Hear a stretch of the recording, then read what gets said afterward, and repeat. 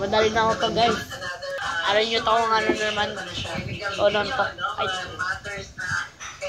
Ito guys, tuturuan pa kayong paano. Okay guys, wala na naisip ko talaga manong kanina. Kung basahin mo rin yung story of news, yung story of creation. Ayun, ganito. Tuturuan pa kayong para matutog. Ano apat tutog lang, madali to. Anyway, yung hintayin nyo ako. Lalapit dito. Camera. Okay. Sa story din ng creation.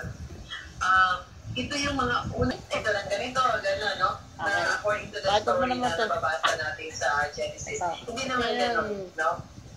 We know that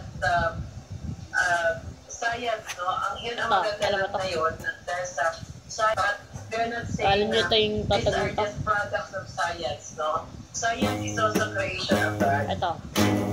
Anything, even the smallest matter, even the atoms, no?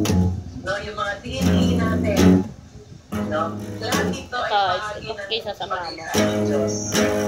At may purpose siya sa lahat ng bagay. Kaya tingnan mo na naisipin naman ba? Paano malaman mo sa mo? Yung bagong panganak na bata. Meron na tinatawag din yung personality. No? Tapos meron tayong mga different laboratory tests. Ito.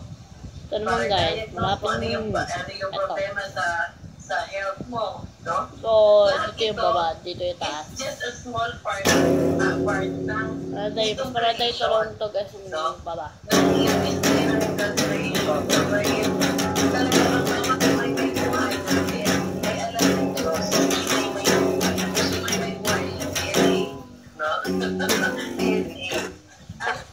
Sa science, sa chemistry, we call it also meron na atoms.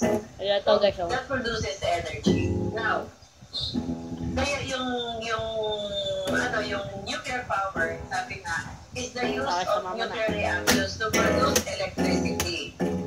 Nuclear power that we obtain from nuclear fission, nuclear decay, and nuclear fusion reactions. No? Recently, presently, sabi nga, the vast majority of electricity from nuclear power is produced by nuclear fission of uranium. Okay, una po yung video na to. Lagi subscribe kayo kung ano na to. Okay, una to yun na to. Maraming siya para sa kayo.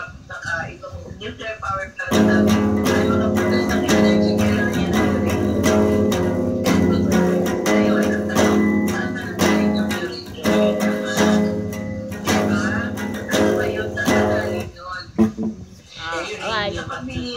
meron pa dyan.